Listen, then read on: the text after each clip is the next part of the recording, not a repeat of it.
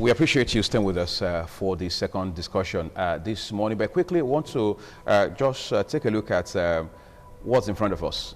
Election kicks in less than 48 hours. The question is, what exactly should we be expecting? How much of preparation have we put in place so far, whether it's from the end of the umpire, from the political parties and their candidates, from the electorate, or from the security agencies themselves? Those are the issues we want to look at this morning. But then again, in the middle of it, you realize that a lot has happened up until this point.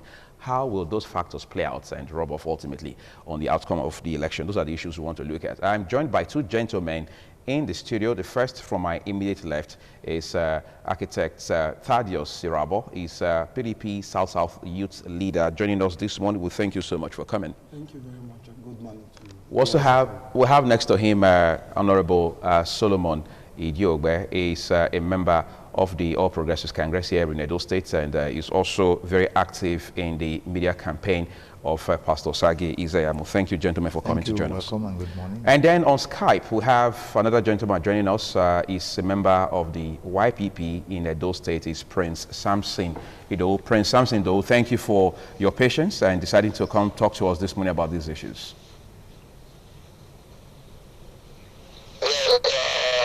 Good morning. Thank you very much. Okay, we are going to, yes, thank you so much. We're just going to come back to you in a bit, but I want to begin with Architect Irabo quickly. Your party has campaigned, other parties have campaigned as well.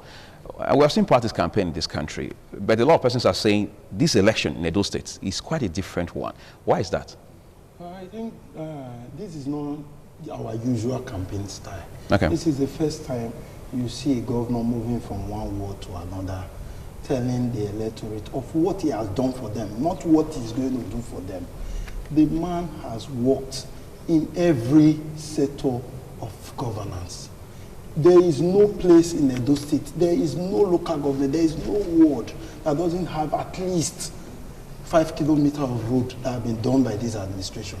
There is no school that teachers have not been trained by this administration. There is no school that is no longer building as usual, but a learning center where knowledge is actually being imparted on the people. That's why you see teachers coming out en masse to endorse the man. There is no pensioner that still complains about pension. Those things are not things of the past. You don't see pensioners protesting on the street anymore. Before the end of the month, they already get their money. That is why you see pensioners clamoring for him. There is no labor man that today will say, oh, our people are being marginalized in any way. This man is God sent to Edo State. He has brought governance to the people, and the people are so excited about it. It's not like you trying to, even in the midst of limited resources, even in the midst of borrowing that have taken place in the past, this man also have a way of servicing the loan, and he's also imparting the people. That is why the campaign is a bit different, and you see how people are excited to see him anywhere he goes. We're going to talk a lot about this campaign because politicians have been talking and hitting up the policy over time regarding this election. But let me turn to Solomon now. You are in the opposition. I mean, your party now plays the opposition, and that happened just within, a few months ago. How effective has opposition been? Because everywhere in the world, politically speaking, you would always have opposition. Has it been very effective as far as this election in Edo State is concerned? Well, you say we are oppositions. Before I go to your questions, I'd like to quickly address a few things. It is not correct to say this is the first time a governor or a gubernatorial aspirant is moving from ward to ward. Okay, we have seen that before. Of course, what brought Governor Obaseki was word-to-word campaign of Adams Oshomale. Moving from wards to wards, not just from local government to local government. I'm shocked hearing that, but of course we hear a lot of stories like that from the Governor Obaseki's camp. And when he talked about infrastructure, talked about 5-kilometer roads, I was wondering if he's talking about Edo State in Canada or Edo State in New York, because I live in this state. I was born and bred here, and I've been here. I've been involved.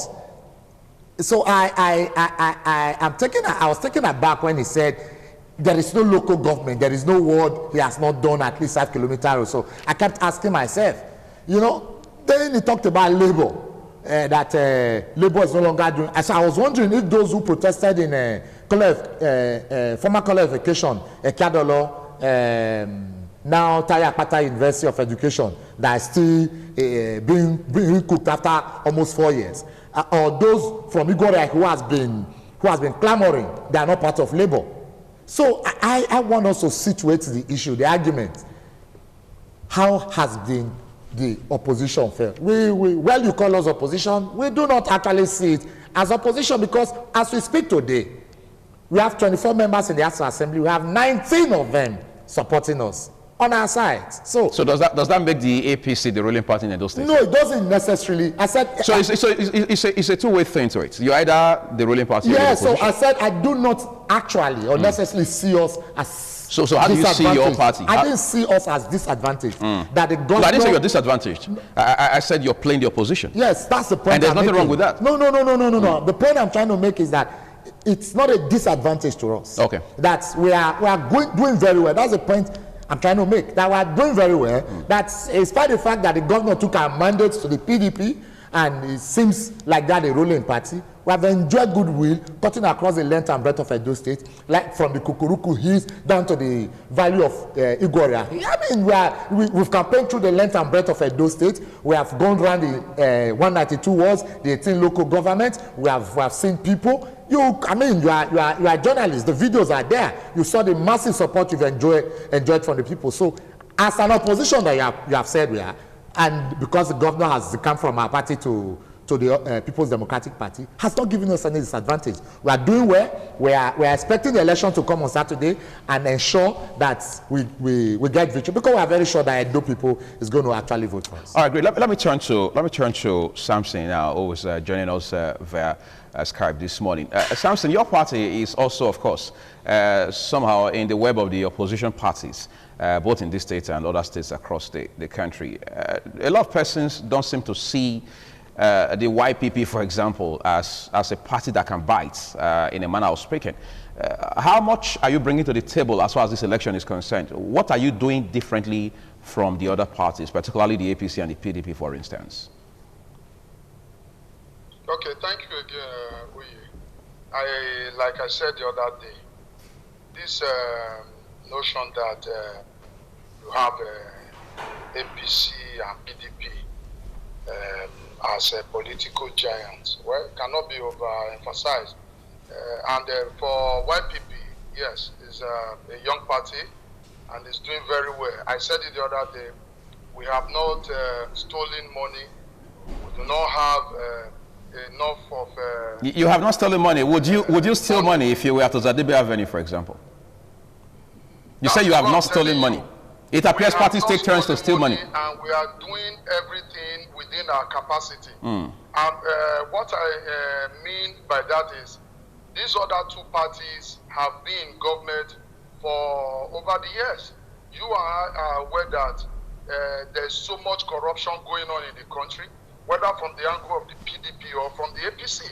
So it is not, there's no gainsaying when I use the word that we have not stolen money, okay, and we do not intend to steal. So we work within the confines of our finances to ensure that we reach to the grassroots of every area of Edo State, which we have done.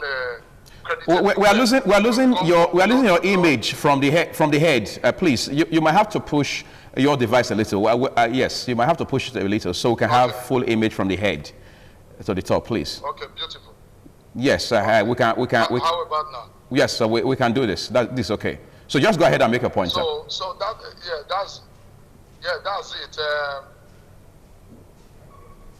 For YPP doing door-to-door campaign, we've met with Dolites. We've sold our manifesto to them. It doesn't mean.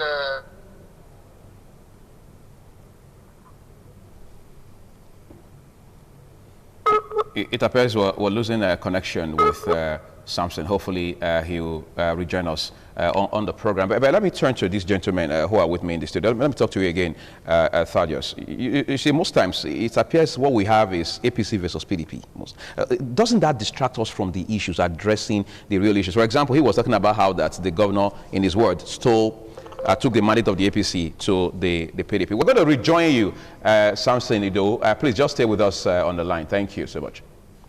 All right, so he talked about how that the governor allegedly stole the mandates, took the mandate of the APC to your party, which is the PDP. How does this all affect those people? Because there are people like yourself who would, of course, defend the governor and say he left the APC because of the way he was treated. And that raises the question of how was the governor treated? How was he treated? I know, I said it raises the question, but I'm only asking, how does this move impact on Edo people, the fact that the governor left the APC, for example, to the PDP? Because obviously that's a bone of contention between the two parties. The people on the APC side feel the governor left them, took their mandate away, as they call it. And you say the governor is welcome home because this is where it should have been in the first instance. Anyway, how does this rub off on the average Edo people ultimately? Because it should be about the people, right? I guess that's the support he's getting from the people right now. It's not about the PDP, it's not about the APC, it's about the performance of the person first. That was why it was easy for the PDP to accommodate him. If it was somebody that was owing salary, if it was somebody that had not performed, if it's somebody that you don't even have anything to show, I don't think the PDP will give the governor the ticket. But we saw that he was even different from all of them. He was somebody that was an intellect, was somebody that was a perfect gentleman, that most things that is associated with the APC, which is violence, training lions and tigers, he wasn't part of it. He wasn't that kind of person. So it was easy for him to blend with the PDP ideology. The PDP mantra is power to the people. So, and he was, the people was with him. It was easy for the PDP to take him in, because we've seen what he has done, like what our chairman usually say.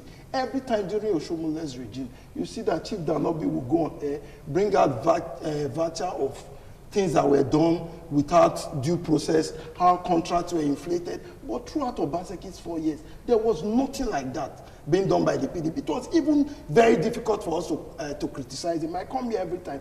I rather concentrate on the APC, because him as a person was just standing out. His governance style was unique. He was able to flush Agbero out of it. This was what the PDP would have done normally.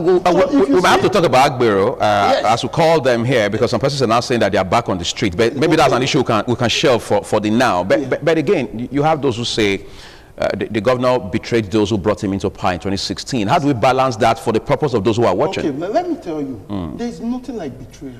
What we are resisting, what we are fighting, Edo, is godfatherism. We will keep on rejecting it. Are we succeeding with that fight? Yes, this fight, this election is already one way. You are in the media. You see the acceptability everywhere. This election is between the governor and Oshomole. The Oshomole is on the ballot. Why do we keep hearing Oshomole? But because he's the godfather. He's a member of the APC and a leader of the APC. So should he not support his candidate? No, it's not about support. It's when you are not taking things too personal, kneeling everywhere with your knees because you want power by all means. You have said your 8 years. But politicians go to even further extremes to get votes. No, Oyegun have said, Lucky Beneja have said, you don't see them nearly everywhere. What is your role? What did you live in Osadebe house that you want to take by all means? Edo resources is not to be shared. This man is using our resources to develop the state. We don't want a clique of people that want to hijack our common resources. And that is why you can see it's the people against godfatherism. That is just it. That is why PDP is going to win convincingly 18/18 come Saturday, because the people have resolved that there won't be godfatherism. Before we get back, it was resisted during Chief Tony Aneni by the Oshomole and his gang. Right now, Edo people have resolved to resist Oshomole. Before I get back to Samson, who is patiently joining us on Skype, I want to talk to you, Solomon, right?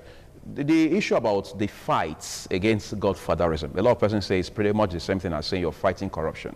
They say because it comes with so much of hypocrisy, because they believe everywhere across the world you have the element of godfatherism, even though some persons will say it's establishment. All right, is it possible to knock off altogether the idea that you would have some level of godfatherism in politics at some point? It's since been addressed. Adams Oshomole started that. In fact, our candidate, Pastor Saige Izeyamo, actually started the fight against godfatherism. Of the person he just mentioned. You know, I can understand my brother's sentiment as an Esan man, you know, sometimes... What has it got to do with tribe? Oh, yes, I'll tell you. He's an Edo man. I tell you. You just asked the question, very beautiful one. Sometimes we become very emotional when it comes to the issue of Oshomole, considering the impact some ASAM people felt they were dealt with during his administration. But let me quickly put this, situate it. My brother said the PDP would have been a place it should have been an issue. He just forgot that the same Dan Obi, the video is viral, it's everywhere, condemned just a few months ago, shortly before. Please, let him have it. Go ahead. You had your time. I mean, you are a journalist, the videos are there. That where he was calling scores of Godwin Obaseki and was saying F9. He mentioned names. So it's not like it's a walked-on video. So just to tell you that all these are just giving a dog a bad name in order to hang it. On the issue of godfatherism, he talked about acceptability. He talked about, thank God he was using was. The people he was. Because it's past. The issue of godfatherism, how did it come? Who is godfathering who? In the case of Adams Oshomole administration, at least it was in the public there, that before you could pass a budget, he mentioned it, you have to go to Chief Tony Aneni's house to go and, because you said it that you were godfatherism in the times of Aneni, as it were. So, point being made here is that we have passed that era. The era where you needed to go to somebody's parlor and argue on budget before it's been passed in the House Assembly has passed. Who is godfathering who? You are a governor that for the first time got 24/24 in the House Assembly. You could not manage them. You created a nocturnal meeting, divided some, and then created a fight. And you are talking about you are dealt with Agbero. You took people to a hotel where they were having their arrangement for inaugurations and they were beaten. And now you are still talking about godfatherism on who? On Adams? How? Because he's a party man. Maybe you are forgetting that until recently he was the chairman of the All Progressives Congress, national chairman. So the duty of supporting a candidate in his party rests on his shoulders. Now, you are talking about Adams Oshomole. Adams Oshomole is not on the ballot paper. He's not contesting an election. The election is between Osagi Ezeyamu and Godwin Obaseki. So when you talk about godfatherism, I've asked, does Adams Oshomole have a commissioner serving in Godwin Obaseki's cabinet? With a yes or no, have we killed godfatherism now? It's in the process. Okay, we're going to talk about that process before we're done. But I want to get back to Samson quickly. Your party, the YPP, as I said a while ago, is in the opposition, apparently, right? But good thing is, we've seen a couple of meetings where INEC and security agencies interacted with party leaders, including your party, the YPP. We've seen the peace accord that was signed, for instance. We've seen the IG come here to talk to people about measures that have been put in place by the police high command already to ensure that they forestall any outbreak of violence as far as this election is concerned. How satisfactory or otherwise does your party find these arrangements? Yeah, thank you. The IG has done its best so far. The organizers of that interactive section we had the other day, this is all in the bid to ensure that we have a peaceful election in Edo State. Yes, for sure. If you look at the terrain today, the persons trying to heat up the polity is between APC and the PDP. So for us in YPP, we are a very peaceful party. We follow the rule of law, and it is our belief that come Saturday, every member of YPP will go out and exercise their franchise peacefully in accordance with the laid down instructions by the security arm of the country. That said, so far, if you look at the measures that the IG has put in place in the area of bringing lots of policemen, I think it's about 1,000 from Lagos State and some others from the northern part of Nigeria too. We believe, it is our belief that these persons are brought to Edo State in good faith to ensure that there is peace and calm. But on the other hand, if you want to go by what we saw on social media a couple of days ago, when Bola Ahmed Tinubu was seen to be asking Edolites not to vote for a particular candidate, then you begin to wonder where we are heading in this country, because I truly do not see his concern in the affairs of Edo State. And most of these policemen that were brought in from Lagos, looking at the kind of person in that incident, it is very possible that this man would have gone to probably induce those persons that have been sent to Edo State. That can only be at best a speculation. We don't have those facts, obviously. Yes, we do not have facts, but knowing the kind of person he is, we just pray to God that we are able to see the best from the police force at the end of the day. There's something I need to ask you quickly before I return to this gentleman here, something though.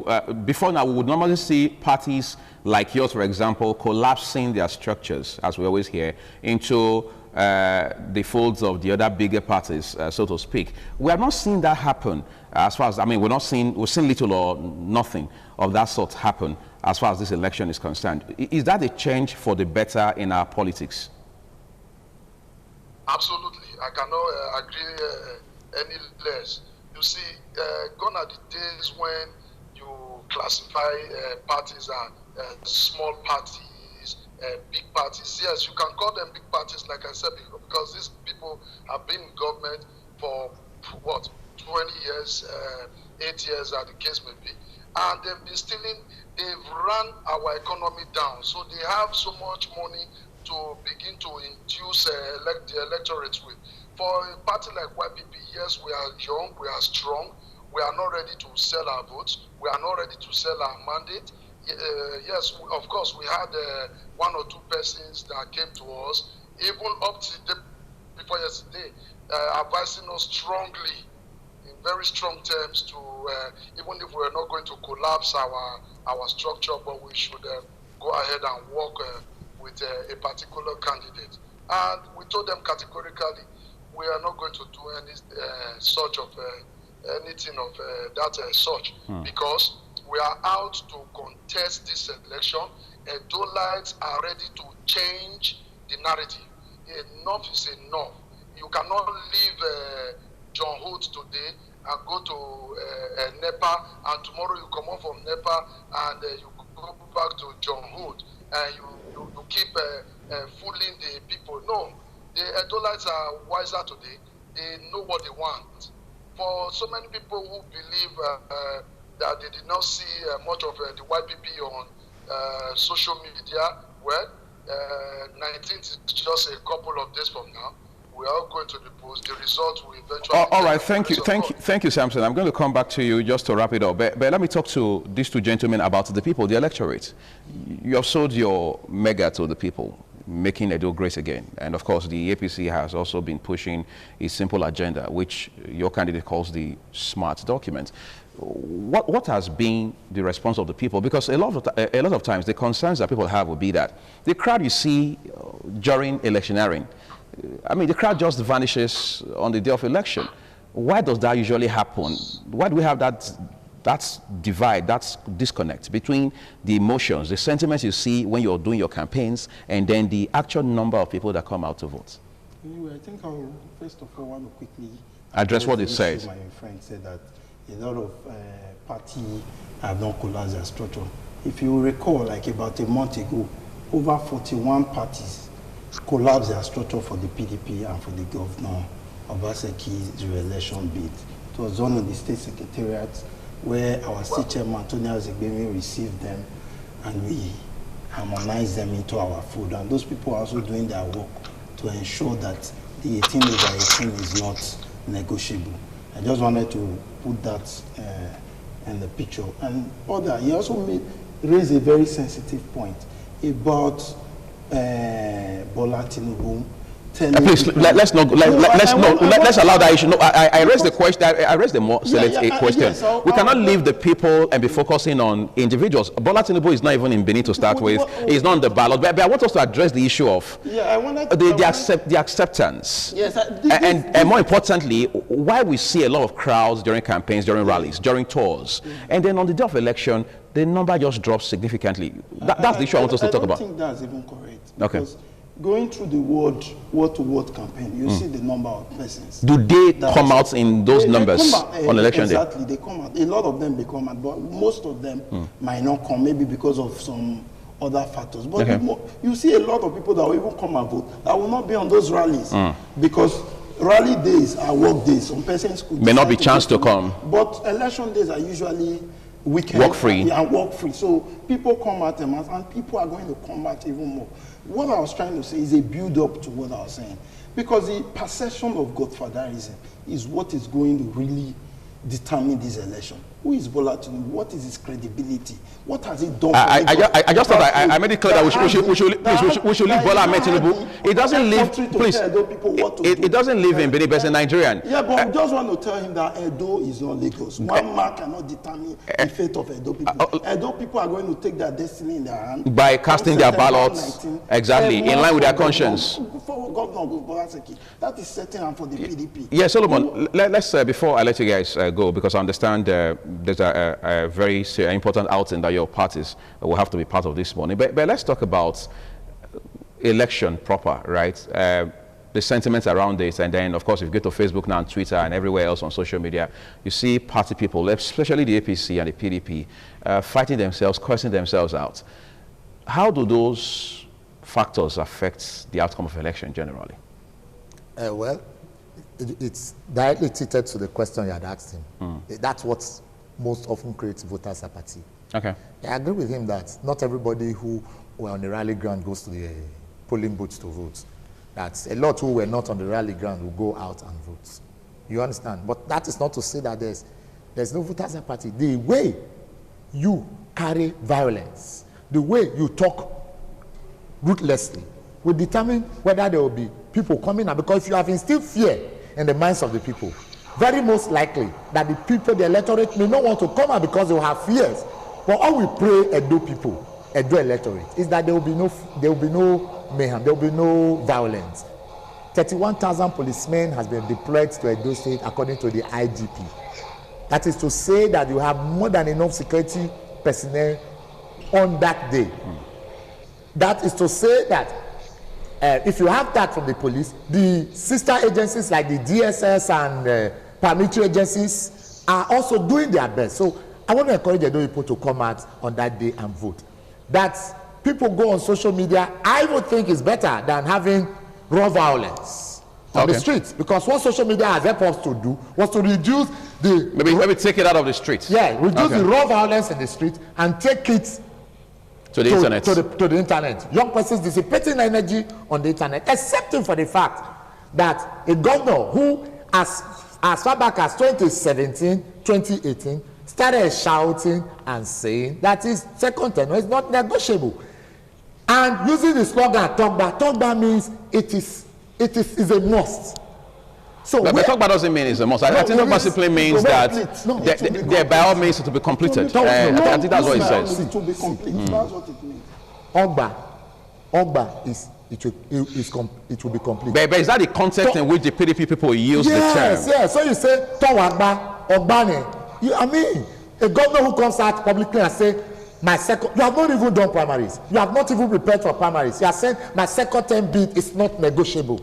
I deserve it. I earn it. But then again, I've also seen the APC, just to put this on record, the governor has always said, even the members of his party, the PDP, have always said that the second term bid of Governor Obaseki is not negotiable. And I've seen the APC people also come out to say it is negotiable. Isn't that a balance already? Point I'm making is that it's like the governor, when you hear him always saying, I will show to them I'm the governor, I have immunity. Those are violence language. So when you say in campaigns it's democracy, we expect you to be mine. We expect you to be solicited. My candidate solicited for vote, cutting across the 18 local government and the 192 wards. He didn't say my becoming governor of Edo State is a must. Togba. He didn't use that. Because when you say Togba, as an Edo person, what it speaks to is that you must get it. When you say Togba or Ogbane, means it's done. How are you sure it's a done deal when you are not the electorate? But why don't we take our minds off of that and come to the reality that INEC is the umpire in all elections in this country, regardless of what the candidates or their parties say. The candidate of the PDP forgot that INEC is the umpire. The electorate are the determinant. But I'm very sure your party has reminded him that INEC is on fire, and that should to put it clear, that should bring closure to that issue of Togba, and that second term is non-negotiable. We are very ready for elections on Saturday. We have appealed to voters. Go there on that day. If you don't have a PVC, there's no need leaving your house. Yes. You have a PVC, walk to your police station. Don't go to another man's police station. Go to your polling booth, cast your vote.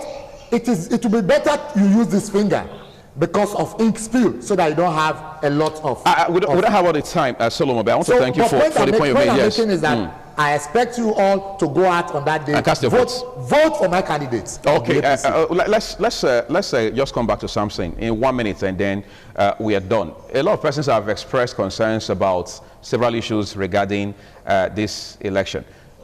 Then you have those who would always want to tilt sentiment because they feel their candidate or their party must carry the day. Would you say, from all of the preparations that we have seen today, that your party will be satisfied with anyhow this election turns out? Thank you very much.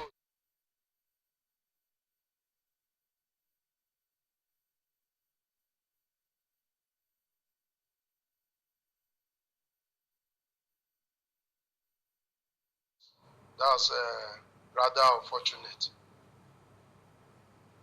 YPP has done her homework. YPP has, from day one, focused on winning this election. So whether any disgruntled element went to any candidate's house to present himself as YPP, we are very sorry. That is not YPP. YPP is intact. We are doing everything we have to do to ensuring that we come out victorious come September 19th. And I can assure you that the people of Edo State will come out en masse to vote for YPP, to change the decadence that we have so experienced in Edo State for so long a time. All right, Prince Samson, though, member of the YPP in Edo State, thank you so much for the time and, of course, for the patience that you have exercised all through this period. Thank you, and enjoy the rest of your day. We appreciate it. Let me come to my guest here in the studio. I also want to thank Tadia Sirabo, a South Youth Leader for the PDP and a member of the APC in Edo State, Honorable Solomon Idiogbe. We appreciate your time and, of course, your patience and commitment for coming all the way to join us on TMI this morning, and I hope you gentlemen enjoy the rest of your day. Thank you so much. Okay, we're taking a quick break at this point. We're back shortly, and then to wrap it up on the program. Stay with us.